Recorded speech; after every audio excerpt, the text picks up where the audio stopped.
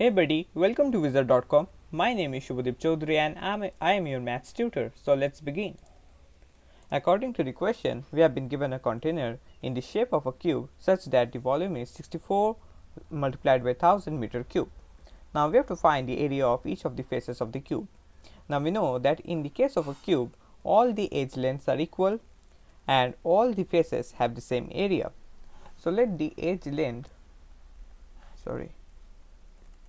let the edge length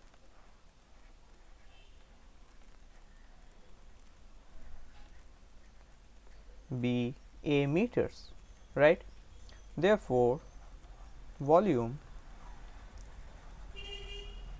will be equals a cube meter cube, and therefore area of each of the face will be equals a square meter square.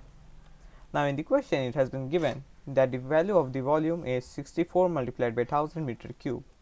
Therefore, a cube will be equals 64000. So a will be equals 64000 whole raised to the power 1 upon 3. Now 64000 can be written as 4 raised to the power 3, and then we have 1000. So 1000 can be written as 10 raised to the power 3 and whole raised to the power 1 upon 3, right? So this will become a equals 4 raised to the power 3 multiplied by 1 upon 3 multiplied by 10 raised to the power 3 multiplied by 1 upon 3. Therefore, the value of a will be equals 4 multiplied by 10, which is 40.